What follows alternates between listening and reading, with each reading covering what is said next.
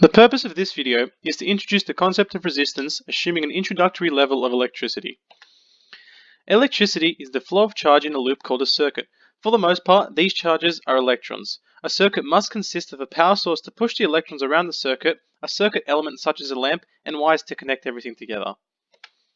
How many electrons pass a point in 1 second is called current, measured in amps. Electrons are small and there are lots of them, so we call a large group of electrons 1 coulomb of electrons, roughly 6.24 times 10 to the 18. A coulomb is like a dozen, named for Charles-Augustin de Coulomb.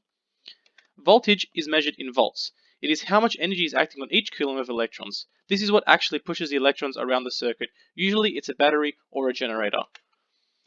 Resistance, measured in ohms, affects the current in a circuit, but we'll look at that later on in the video.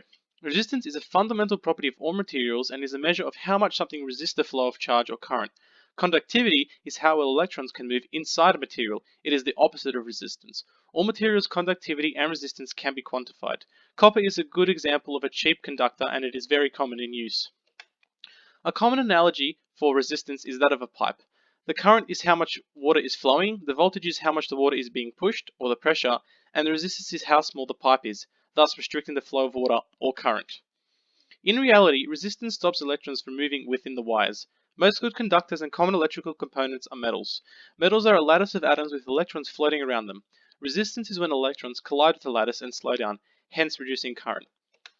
Based on this principle, reducing the cross-sectional area of a conductor will increase the resistance as there is less room for the electrons and more chance of a collision. Increasing the length of the conductor increases the resistance as the probability of collision increases, and increasing the temperature increases the resistance as it causes the lattice to vibrate and increases the chance of collision. If we apply voltage to a circuit, we will get a current. The amount of current we get is related to the resistance in the equation V equals IR, where V is voltage, I is current, and R is resistance. This famous relationship is known as Ohm's law, named after Georg Ohm, and underpins most of the fundamentals of the application of electricity.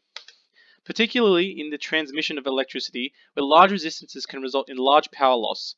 Power loss is dependent on current and resistance in the equation P equals I squared R. To avoid this, we transmit our electricity at low current and high voltage while using low resistance wires.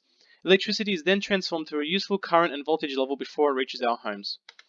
Each appliance in our home requires different levels of current to operate correctly. Resistors can be placed into the internal circuits of our devices so they receive the appropriate amount of current. The power dissipation of resistance can also be utilized for heating elements such as toasters, heaters, and ovens. In conclusion, resistance is a part of everything. Sometimes it can be a struggle to deal with, but is required for the function of many aspects of modern life.